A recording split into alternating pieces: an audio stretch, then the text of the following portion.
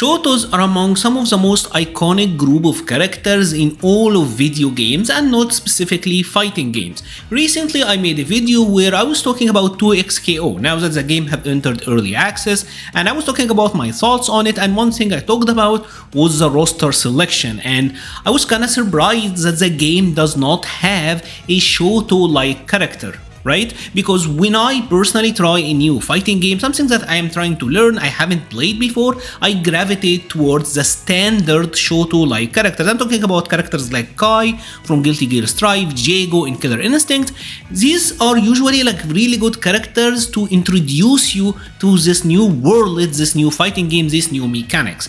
But to my surprise, I found that there was a lot of comments about people who are glad that the game doesn't have this basic standard well-rounded set of characters, and they like it how it is right now in 2XKO. Now, in our fighting game circle, when we talk about Shotos, typically people refer to Ryu, Ken, Akuma as characters that practice the Shotokan fighting style.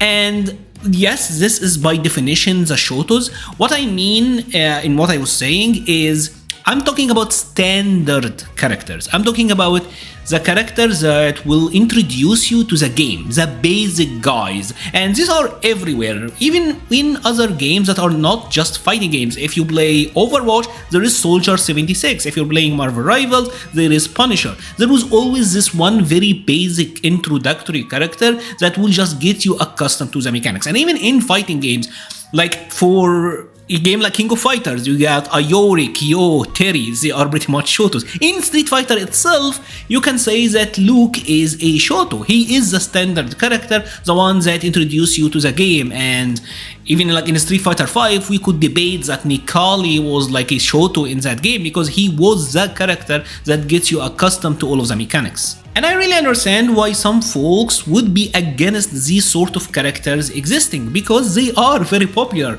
If you don't use them yourself, chances are you play against them all the time. If we're talking purely Street Fighter, I'm sure like at least third, if not more, of the player base play Shotos. So you fight them very commonly, and if they are very good, yeah, popular characters, very good, so you can see why the experience wouldn't be that popular.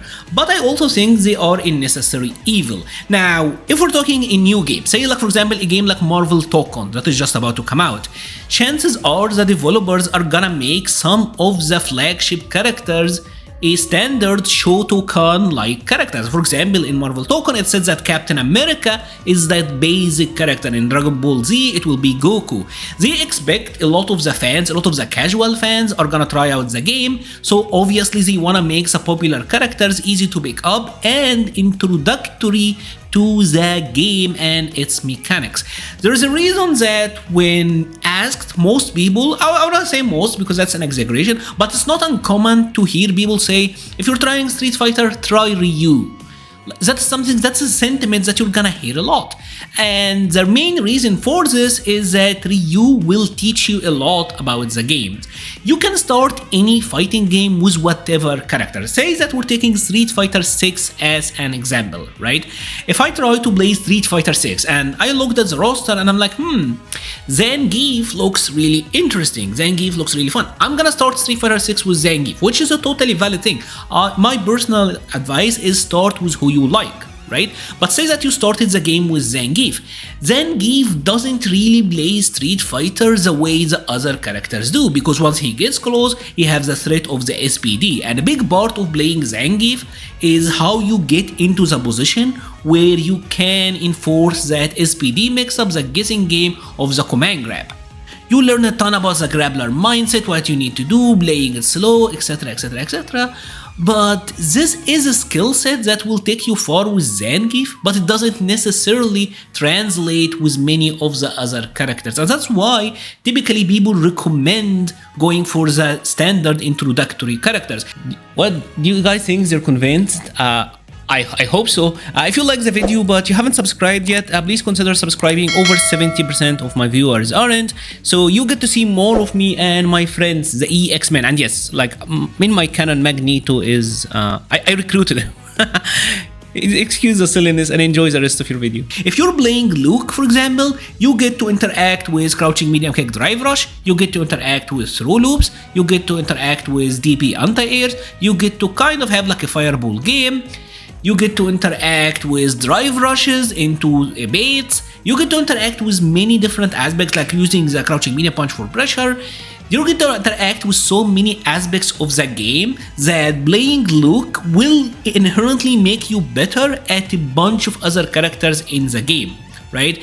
So playing Luke will probably make you a better Street Fighter 6 player than playing Zangief. With Zangief, you're mostly learning Zangief himself. Now, a game like Street Fighter 6 is a game with very wide system mechanics in general. It's a very mechanically heavy game.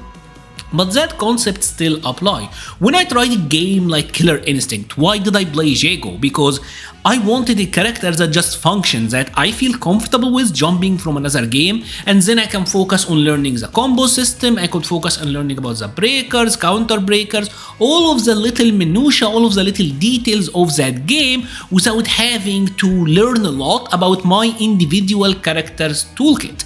If we're talking about 2xKO in its current state, right?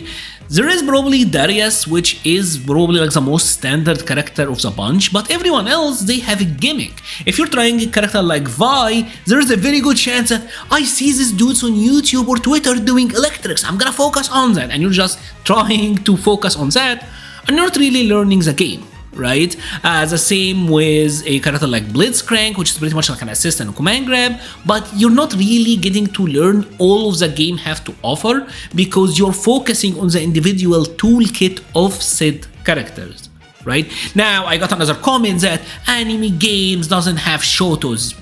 I mean, if you're playing Guilty Gear, Soul and Kai are pretty much shotos. They don't have fireball uppercut tatsu, but they play the game in a very standard way. While say in a game like Guilty Gear Strive, some other characters like Axel may have gimmicks that are different to them, plays them differently, but Kai is like a very basic standard character. It's not really about... He teaches you a little bit about everything, and that is what I mean about the game having these guys. Now, there is an argument of these characters potentially being too strong, and if they turn from a well-rounded character that interact with all of the aspects of the game at a decent level to a character without flaws that is perfect at everything, that's super strong, then yeah, they become problems, right? Because typically the well-rounded characters don't have any major glaring issues.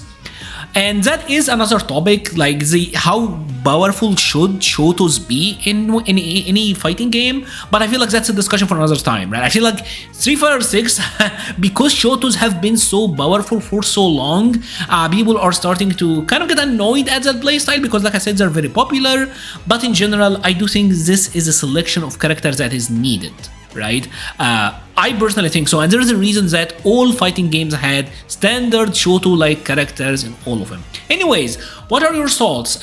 Do you need more Shotos? Do you think we had enough? Do you want 2xKO to have like a Shoto-like character? I would love to hear all your thoughts about all of it in the comment section below. I will be leaving a link to the Patreon, Discord, Twitter, and Twitch pages in the description. Thank you so much for watching, and stay safe.